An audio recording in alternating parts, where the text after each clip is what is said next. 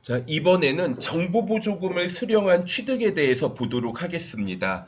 자, 정부보조금을 받는 거는 크게 두 가지로 나눠볼 수가 있습니다. 영업수익을 보전하기 위한 목적, 자산 취득 조건인 경우가 있어요. 그래서 영업수익 보전 목적, 그러니까 업종의 특성상 좀 약간 공익 목적으로 좀 이런 기업이 필요하기는 한데 그 업무의 성격상 이익이 나오지는 않아요. 그러면 뭐 직원들 급여도 지급해야 되고 건물 임차료도 내야 되잖아요. 그러니까 뭐 국가나 지방자치단체에서 보조를 해주는 겁니다. 일종의 자산 수중이익 성격과 유사하기 때문에 뭐 영업의 수익으로 처리하면 돼요. 그런데 이제 그게 아니라 유형 자산을 취득하는 조건으로 정부 보조를 해주는 경우가 있습니다. 자, 이때는 우리 이게 상환 의무가 있는 경우, 상환 의무가 없는 경우로 구분을 해서 좀 알아보셔야 되겠습니다. 자산 취득 조건인데 상환 의무가 없어요.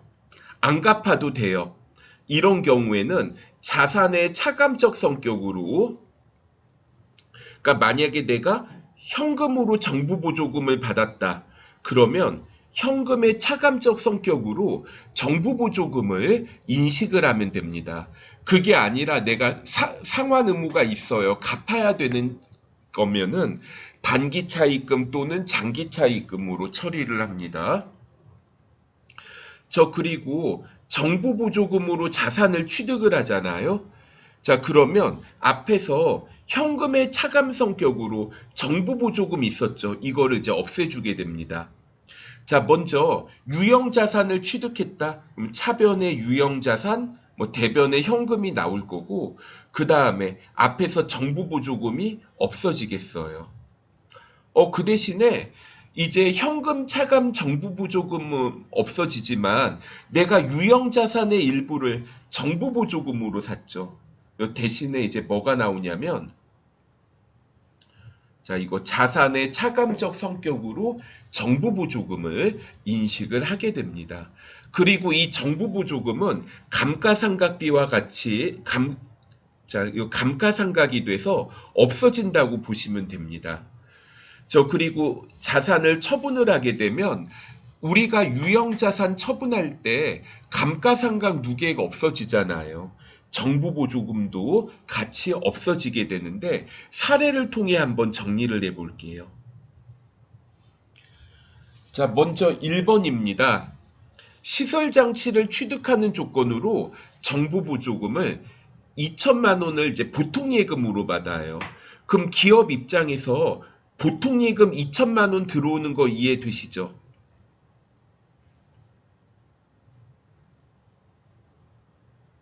자, 이게 좀 약간 편집이 좀 그래서 이렇게 옮겨 적을게요.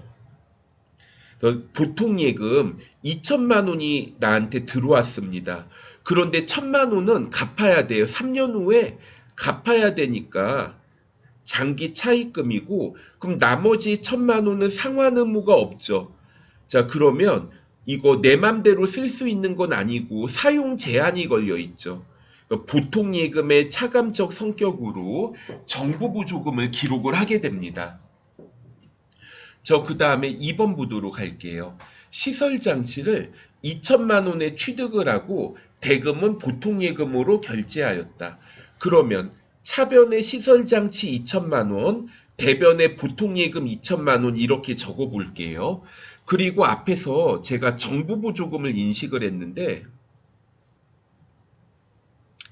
자, 정부 보조금이 이제 내가 정부 보조금을 신청한 용도대로 사용했으니까 그 예금의 차감 성격의 정부 보조금 사용 제한 풀어줘야 되겠죠.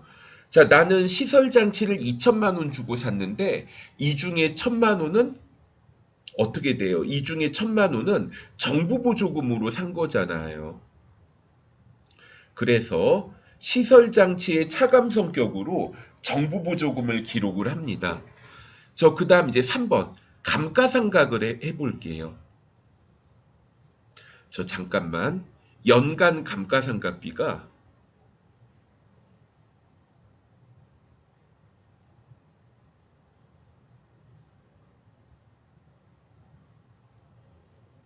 자, 연간 감가상각비 어떻게 될까요? 내가 2천만 원에 취득을 했죠. 자, 내용 연수가 몇 년이에요? 10년 정액법, 잔존가액 없음. 저 그러면 1년에 200만 원만큼 1년에 200만 원만큼 감가상각을 합니다. 그런데 이거 7월 1일 날 샀잖아요. 자, 1년에 200만 원이면 6개월에는 100만 원이죠. 자, 회계 처리를 한번 해볼 건데, 자, 먼저 감가상각에 대한 거. 그럼, 자, 감가상각비. 자, 이거 6개월분 계산하면 차변의 감가상각비 100만 원.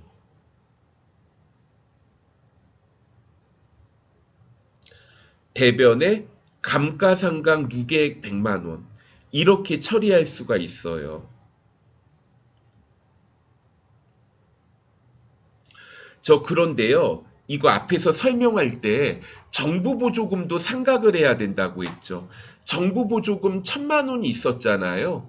그럼 1,000만 원 나누기 10년 하면 1년에 100만 원, 6개월에는 50만 원에 정부 보조금을 상각을 해야 되고 정부 보조금 상각액만큼 감가상각비에서 차감이 됩니다.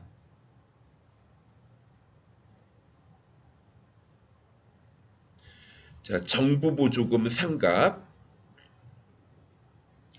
그럼 차변에 자, 정부 보조금 50만 원. 그리고 이거 정부 보조금 상각하는 것만큼 감가상각비가 차감이 돼요.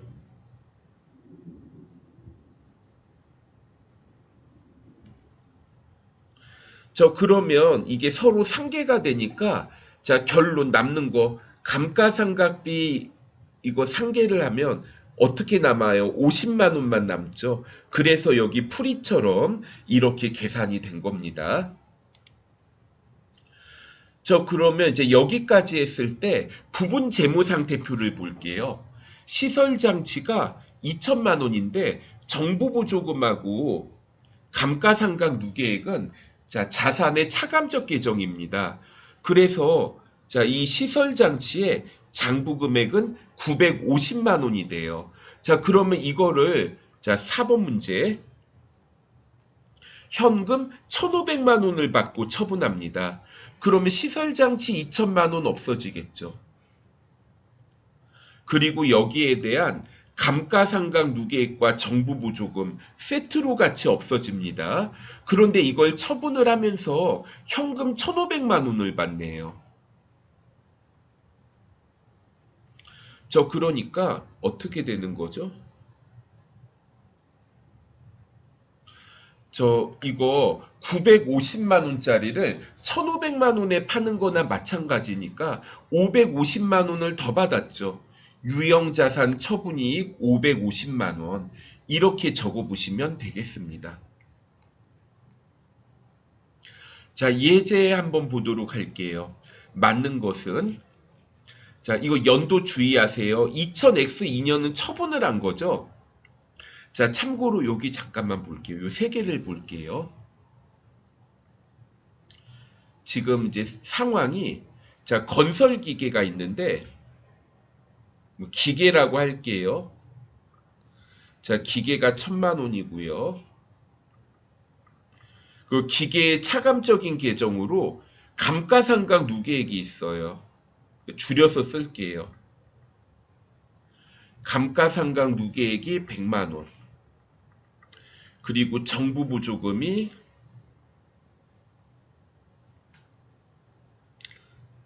450만 원. 그럼 이제 장부 금액은 어떻게 돼요? 1,000만 원에서 100만 원 빼고 450만 원 빼면 장부 금액 450만 원이죠. 이거를 100만 원, 자, 550만 원에 처분했다고 하니까 처분 이익은 어떻게 돼요? 처분 이익은 100만 원이 되겠네요. 그래서 1번이 답이 됩니다. 틀린 거. 자, 그리고 정부 보조금 잔액이 자, 이렇게 나와 있는데 자, 1년이 경과했었잖아요.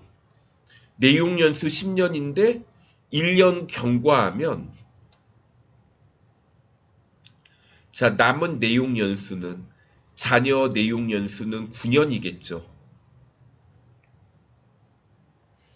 저 그러면 1년에 얼마씩 감가상각해요? 1년에 50만 원. 그래서 자, 왜 50만 원이죠? 1년 지났을 때 잔액이 450만 원인데 남은 내용 연수가 9년이니까 앞으로도 1년에 50만 원 이거 정부 보조금을 상각하겠죠. 저 그러면 처음에는 500만 원이었겠네요. 처음에 정부 보조금이 500만 원이었는데 첫 번째 1년 동안 50만 원을 상각해서 정부 보조금이 450만 원 나온 거다. 2000X 1년 당기순이익. 자, 그러면 정부 보조금 1년에 50만 원 상각해요. 자, 감가상각 누계액이 100만 원이죠.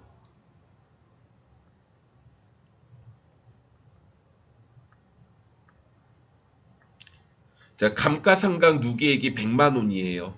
그러면 얼마만큼? 50만 원만큼 감가상각비를 계산했겠죠.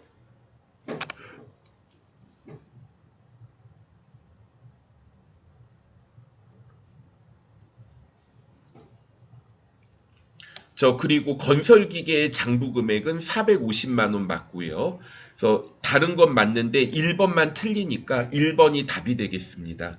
자, 여기까지 우리가 살펴봤고요. 자, 다음에는 8.3에 대해 보도록 하겠습니다.